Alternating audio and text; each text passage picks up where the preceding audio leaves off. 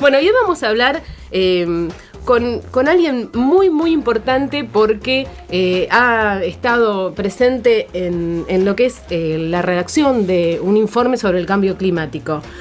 Habla del calentamiento global, del efecto invernadero, del aumento del nivel del mar, de todas estas cuestiones que nos preocupan desde hace años, pero no derivan de un informe aislado, sino de un trabajo especial. Es un panel intergubernamental de cambio climático que a lo largo del año 2007 fue creado por la Organización Meteorológica Mundial y la Oficina de las Naciones Unidas para el Medio Ambiente.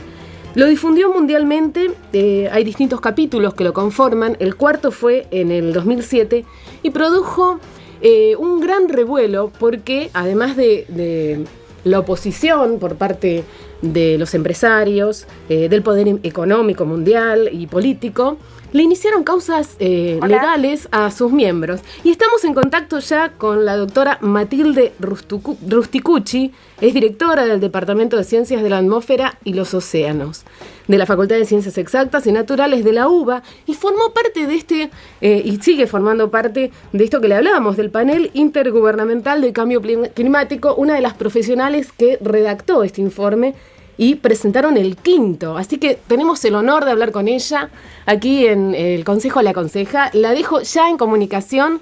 Creo que nos está escuchando, doctora, ¿es así?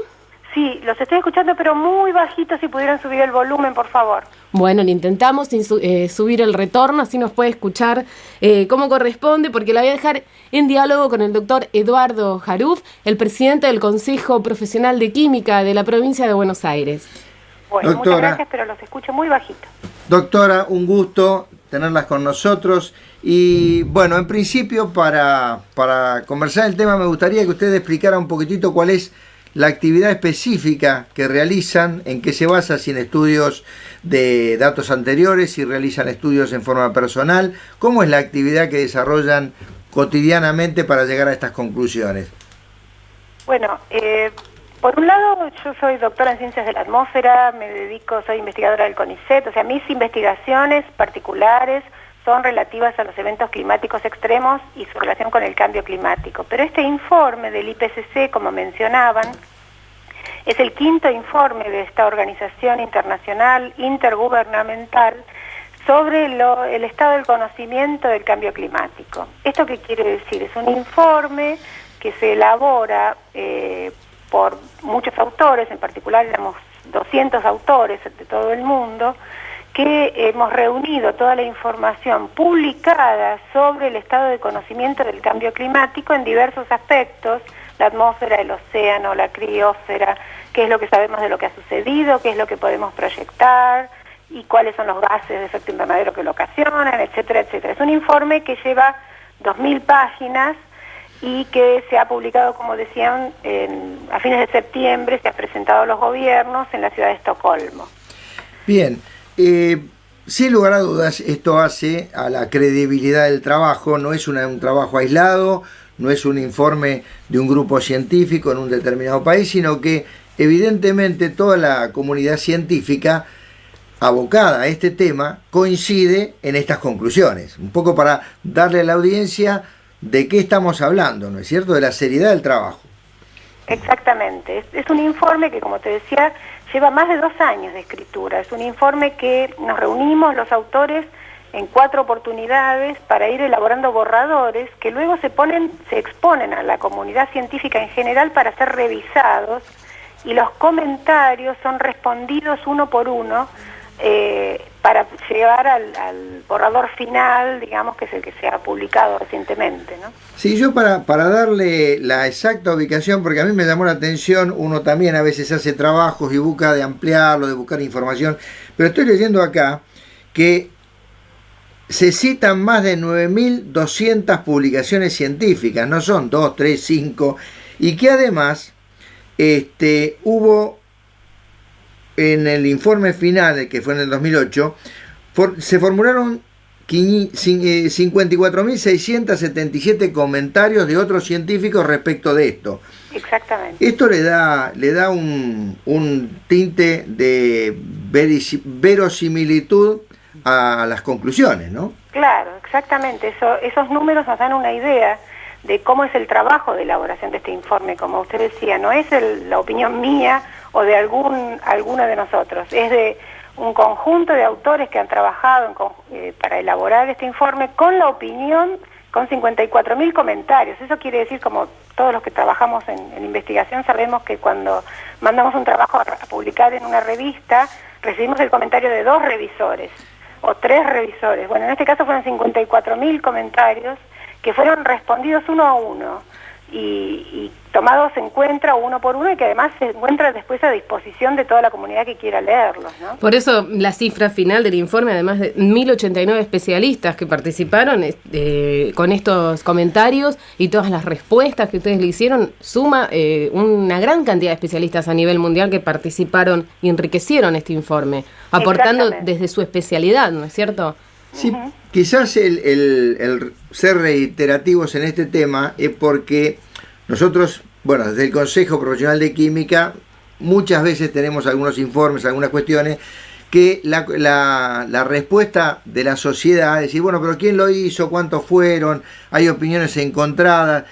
Esto es para darle una visión del trabajo en conjunto a nivel internacional que se ha realizado.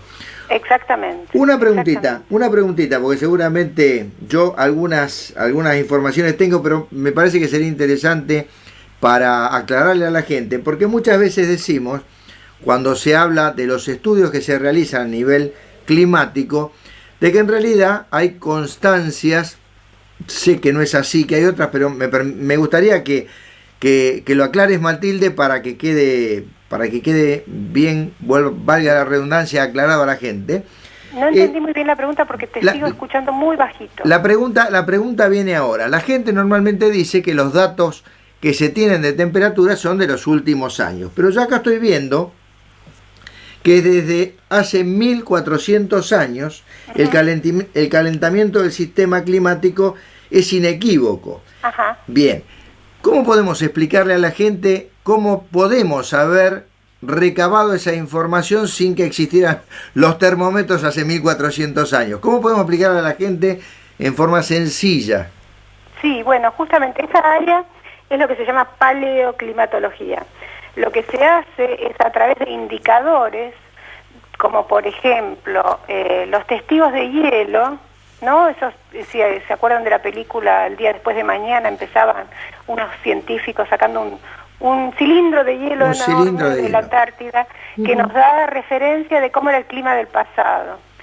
Testigos de hielo, las deposiciones de corales en el océano, los árboles cortados también, vegetación específica relativa con el clima, nos dan indicaciones de cómo era el clima en el pasado, en distintas escalas, ¿no? Sabemos cómo era el clima hace millones de años, hace miles de años, o hace cientos de miles de años, por estos indicadores. Y estos indicadores, los anillos de árboles, por ejemplo, son los que nos dan una mayor precisión de lo que ha pasado en el pasado reciente, digamos, ¿no? En los hasta 1000 años del pasado, por ejemplo. Con los anillos de árboles se reconstruye el estado del clima de los años donde no había termómetros, se lo compara con el presente y se puede establecer cómo compara los valores que tenemos ahora de temperatura y lluvia en algunos casos con valores del pasado, sí, exactamente. Sí, quizá sin conocer profundamente el tema, por eso puedo explicarlo en forma sencilla a la gente.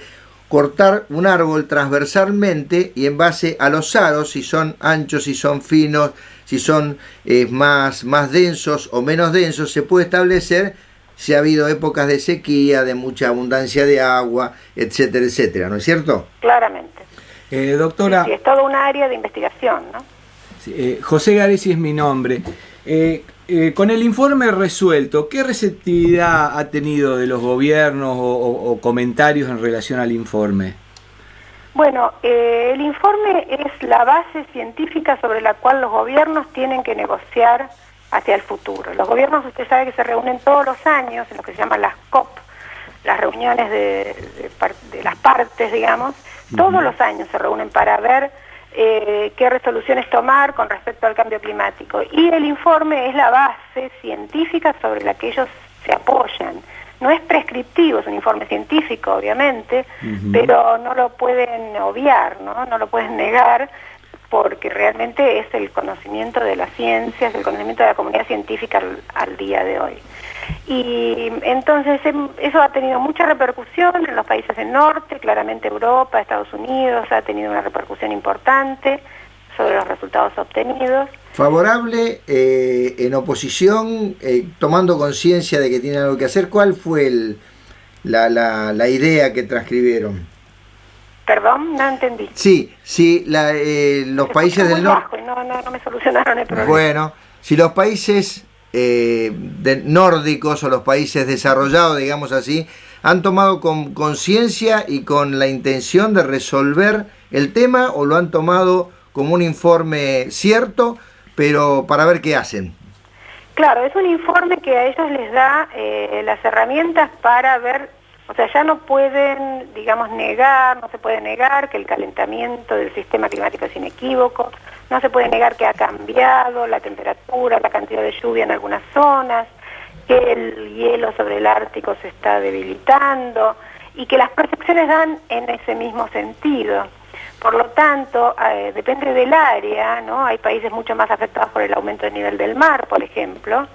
El tema del nivel del mar les afecta muchísimo más, por ejemplo, Holanda, Países Bajos, las Islas Bajas, y se enfocan particularmente en tratar de proponer soluciones para para el cambio climático relativo a su necesidad principal, ¿no?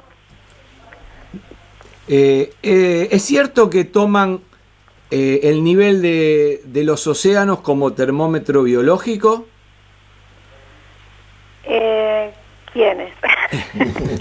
En realidad, como indicador del aumento de la temperatura, Ajá. Escuché decir que utilizaban el nivel del mar, el aumento del nivel del mar como termómetro biológico. ¿Puede ser? Es una expresión, a ver, el mar actúa como gran absorbedor, digamos, fue el que absorbió el 90% del exceso de energía, el exceso de calor está contenido en los océanos. Eso hizo que el océano principalmente se calentara, no solo en la superficie, sino a una buena profundidad, está más caliente, ha aumentado su temperatura y aumentó se ha producido una acidificación, o sea, sí, se ha vuelto más ácido y eso impacta en la biología marina, claramente, sí. En algunas regiones mucho más fuertes, sabemos que se han blanqueado corales, sabemos que ha afectado la fauna y la flora de los océanos, sí.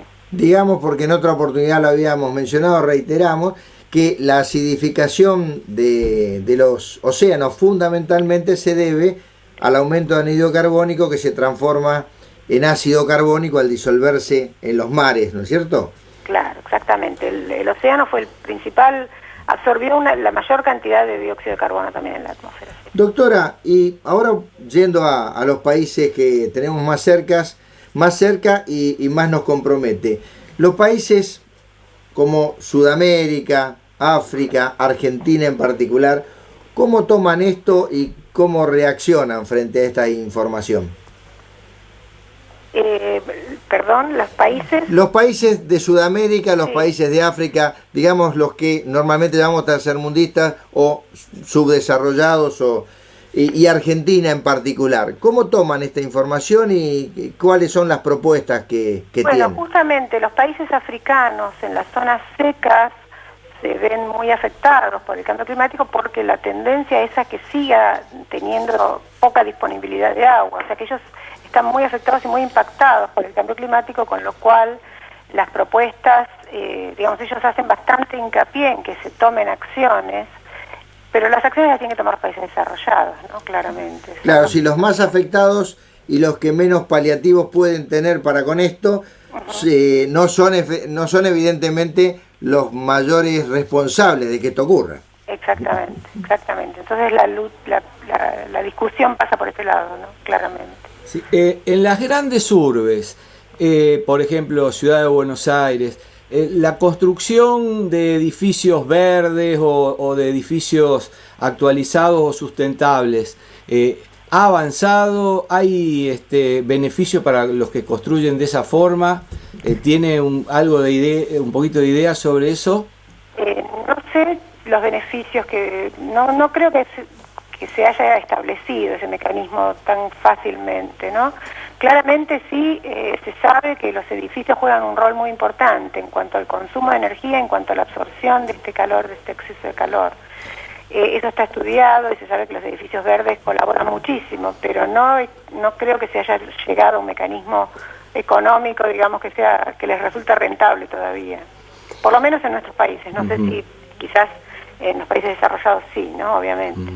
Doctora, vamos a seguir dialogando del tema, tenemos que cumplir con una tanda y le decimos que nosotros la escuchamos bien, por lo tanto nuestros oyentes también. Vamos a tratar de que usted tenga mejor retorno, hablar nosotros más fuerte, elevar el volumen, porque evidentemente tiene que ver con el teléfono, la falla, y no se puede solucionar desde acá, desde la emisora. Pero le pedimos que, si es tan amable, nos aguarde, porque vamos a ir a una tanda y continuamos hablando de este informe del efecto invernadero, y bajarle también los resultados, ¿no?, a la gente, para que pueda, en un lenguaje común, entender de qué se trata esto que nos involucra a todos. Y además, algo importante que tiene que ver con las conclusiones del informe, usted nos corregirá si no es así, pero ustedes dicen que es sumamente probable que la influencia humana haya sido la causa dominante de este calentamiento. Por lo tanto, no hay que dejarlo librado a la evolución de la naturaleza, sino que hay que intervenir.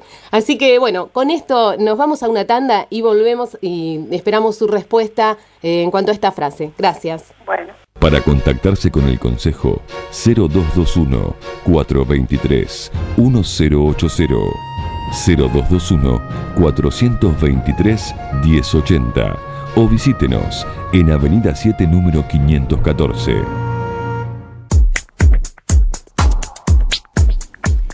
Continuamos en el Consejo Le Aconseja.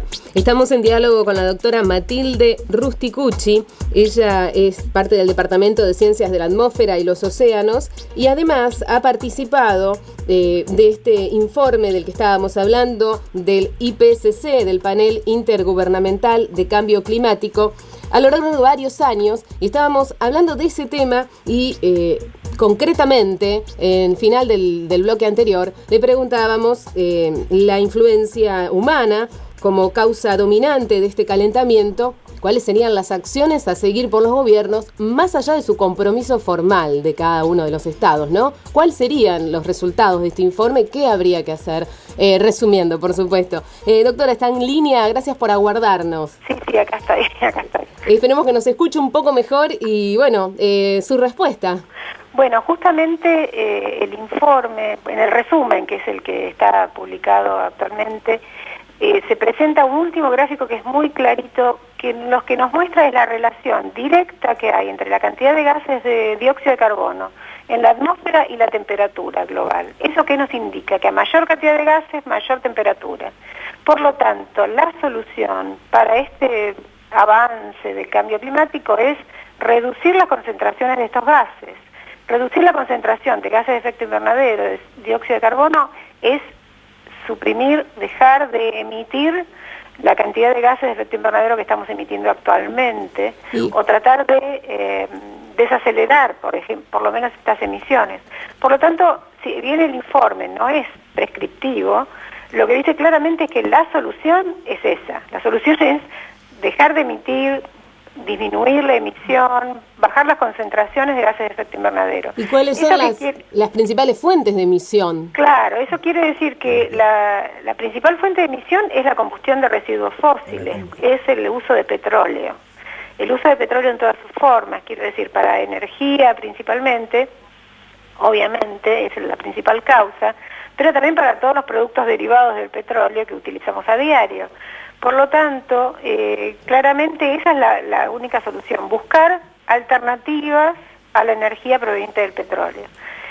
Al día de hoy no hay ninguna energía alternativa que lo pueda reemplazar por completo. Sabemos que el petróleo es muy eficiente en ese aspecto.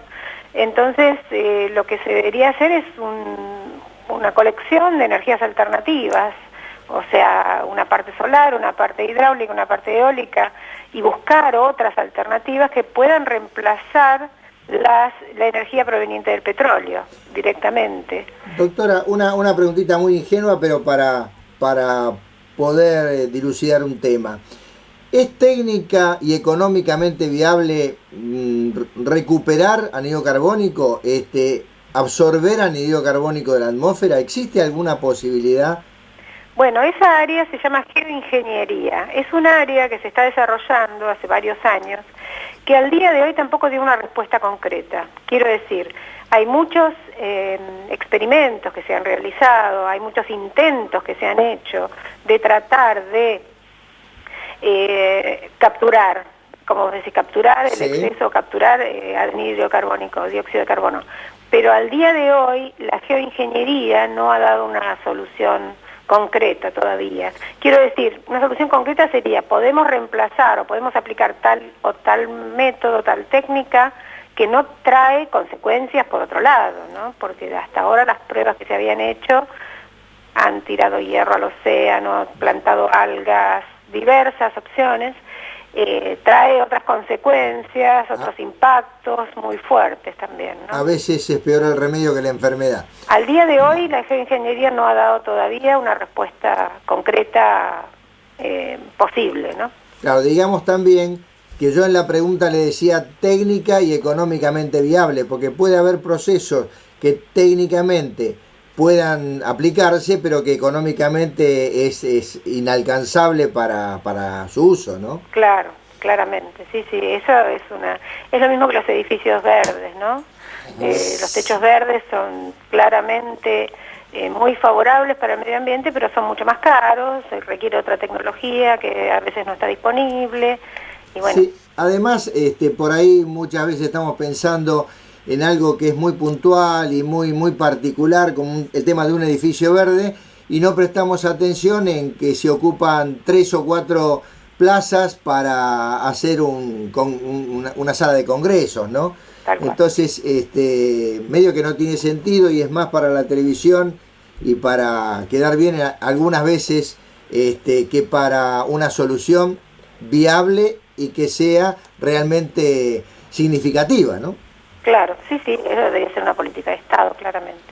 Es una política de Estado. ¿Cuál es la política de Estado que, no vamos a preguntar en Argentina, o no solo en Argentina, cuáles son los países que tienen una política de Estado criteriosa en este sentido? Bueno, Europa claramente. Europa claramente. La comunidad ha disminuido sus emisiones desde hace años, que viene con políticas concretas de reemplazar, no solo reemplazar, bueno, ellos tienen otro tema que es la energía nuclear, pero bueno, con respecto al cambio climático, ellos han hecho fuertes campañas de reciclado de residuos, porque también ahí se derrocha mucho, reciclado de residuos, de campañas de utilizar, por ejemplo, de comer verduras de estación para evitar los frigoríficos y que vengan frutas de largas distancias que requieren refrigeración por mucho tiempo, por ejemplo, políticas serias que han permitido que varios países, casi todos los países de la comunidad, van reduciendo y con perspectivas de seguir reduciendo sus emisiones, ¿no? En este sentido, el tema de los bonos verdes, ¿sirve, no sirve, cumplen alguna función? ¿Es simplemente trasladar la contaminación que se generaba en un lugar en otra? ¿Cómo es la mecánica de esos bonos? No sé exactamente cómo está funcionando ahora, pero sí, en principio es trasladar la contaminación de un lado al otro, ¿no? Bien. Pero porque es permitirle a los que pueden contaminar que contaminen, o trasladar industrias que yo no puedo contaminar en mi país, te las llevo a tu país y contamino en tu país. Esa era una idea que nosotros, o yo por lo menos, tenía clara, pero muchas veces, inclusive grupos ecologistas, propiciaban esta política que, bueno, para mí estaba clara y me alegra mucho no haber estado equivocado y que usted... Ya que la doctora es especialista en ciencia de la atmósfera, le podemos preguntar qué verano nos espera para...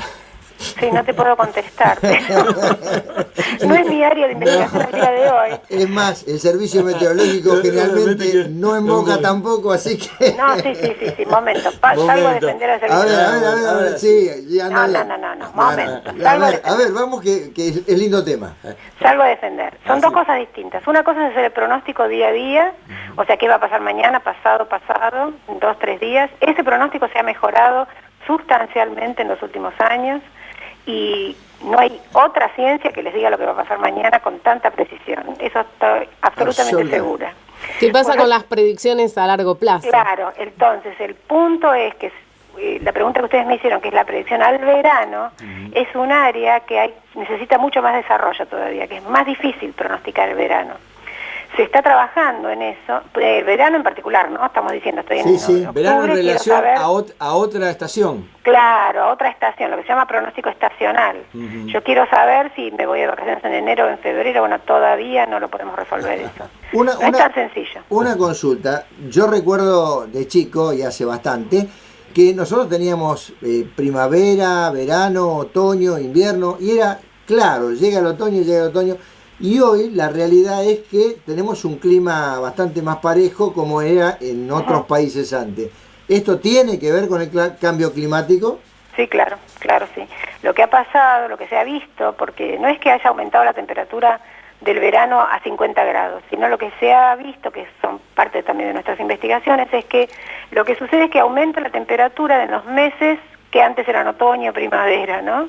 Entonces el verano se ha extendido a marzo, abril, principios de mayo, y ya comienza más temprano, no empieza el 21 de diciembre, sino que las temperaturas de verano empiezan antes, ¿no? Octubre, noviembre, con cierta variabilidad, ¿no? Como estamos viviendo. Sin duda. Y además lo que podemos percibir, así subjetivamente, es que no hay cortes bruscos, como decía el doctor, de estaciones, sino que conviven. Incluso podemos tener veranos, climas veraniegos en Semana Santa, en pleno invierno, que nieve en lugares donde no nevaba. Esos son cambios que los venimos viviendo desde hace varios años y se intensifican cada vez más, y por supuesto que están relacionados con el área que usted estudia. Sí, exactamente. Esos son, digamos, en algunos casos se los define como fenómenos climáticos extremos, porque tener una ola de calor en julio equivalente a una ola de calor que podemos tener en marzo en otras épocas es un extremo, y la frecuencia de estos fenómenos extremos ha aumentado significativamente. ¿Sí? En particular, el tema del cambio climático, ¿es global o hay zonas donde sufren más ese cambio climático que en otras en el mundo? Es global, pero el hemisferio norte, por ser un hemisferio continental, ¿no? Tiene mucha más tierra que océano, ha sufrido mucho más, o sea, los cambios han sido mucho más importantes y las proyecciones dan cambios mucho más importantes hacia el futuro. Y por otro, o sea, calentamiento hubo en todo el globo, pero más intensamente en el norte que en el sur, y cambios en la precipitación hubo en todo el globo, en algunos casos a más precipitación y en otros casos a menos cantidad de lluvia. Bueno, muchísimas gracias por su participación en el Consejo Le Aconseja. Hablábamos con la doctora Matilde Rusticucci, directora de la Universidad de Buenos Aires. Su especialidad es Ciencias de la Atmósfera y ha elaborado junto a muchísimos profesionales en todo el mundo un informe que ha sido incluso hace unos años desprestigiado, pero por supuesto que está más que legitimado por todos los informes que presentó. Los números que hablamos al principio del programa son imbatibles y además todos sabemos que este tema viene arrastrándose desde hace años y por suerte se está investigando desde hace mucho más tiempo también. Esperemos ver las consecuencias en algún momento, por lo menos las positivas, una potencialidad de la aplicación de las conclusiones, ¿no? Porque las conclusiones se difunden, pero lo que nosotros pretendemos siempre es que se apliquen los cambios que hay que aplicar para que esto nos siga avanzando.